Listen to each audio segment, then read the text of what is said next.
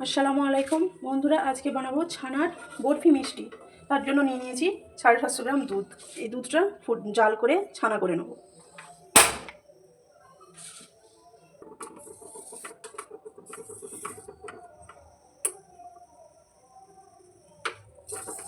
দুধ ফোটানো হয়ে গেছে, এবার এতে দিয়ে দেবো ভিনিগার। গ্যাসটা আস্তে রেখেছি।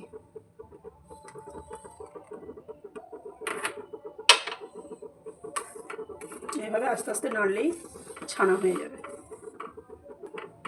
যে ছানা হয়ে গেছে, এবার একটা জায়গায় ঢেলে নিয়ে ঠান্ডা পানি দিয়ে ধুয়ে নেব। ছানাটা ধুয়ে পরিষ্কার করে নিয়েছি। দেখুন 750 দুধে এই ছানাটা হয়েছে। এটা এবার ভালো করে মেখে নেব।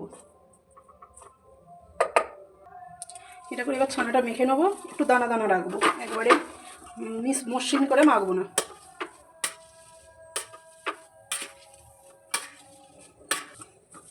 এরকম করে মাখা হয়ে গেছে। এবার দুধ জাল করব। এবার দুধটা ফুটিয়ে ফুটিয়ে গাঢ় করে নেব। 500 গ্রাম দুধ নিয়েছি।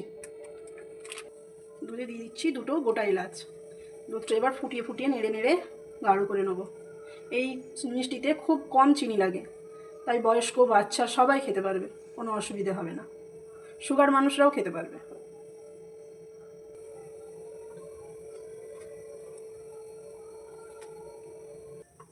ফুটিয়ে ফুটিয়ে নেড়ে নেড়ে গাঢ় করে নিতে হবে। দেখতে পাচ্ছেন কতটা কমে গেছে, আরও কমবে।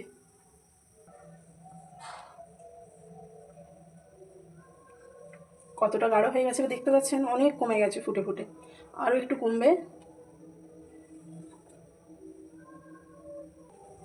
এবার এলাচ দুটো তুলে নেবো। এলাচের ফ্লেভার তো দারুণ, বেশিরভাগ সবারই পছন্দ হয়।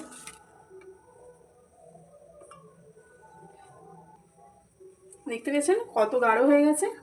এবার ছানা দিয়ে দেবো। ছানাগুলো দিয়ে নাড়তে হবে, এরকমভাবে মাখাতে হবে।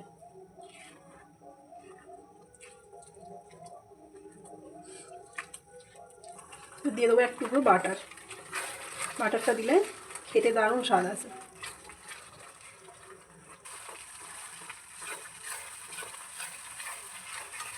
অনেক মাখা মাখা হয়ে গেছে। এবার দিয়ে দেবো চিনি।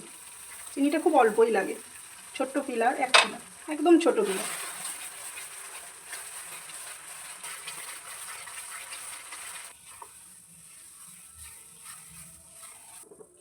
দেখুন এবার কড়া থেকে ছেড়ে দিচ্ছে পুরোপুরি। এবার একটা পাত্রে ঢেলে নেব।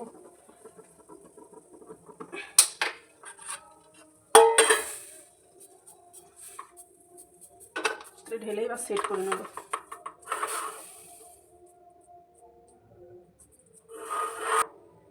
এবার সেট করা হয়ে গেছে। 1 মিনিট পরে পিস করব, একটু জমে যাক। এর উপরে একটা করে কিচমিচ বসিয়ে দিচ্ছি, দেখতে সুন্দর লাগার জন্য।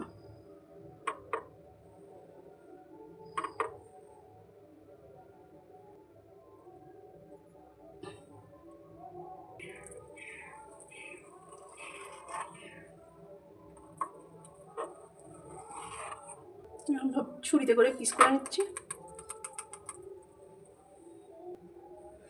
এই দেখুন বন্ধুরা, পিস করে প্লেটে তুলে নিয়েছি। এই দেখুন খুব সুন্দর হয়েছে, খেতেও কিন্তু খুব সুন্দর লাগবে। বাচ্চা বয়স্ক সবাই খেতে পারবে। বাড়িতে একবার হলেও বানিয়ে খাবেন। লাইক করবেন, শেয়ার করবেন, সাবস্ক্রাইব করবেন। ধন্যবাদ।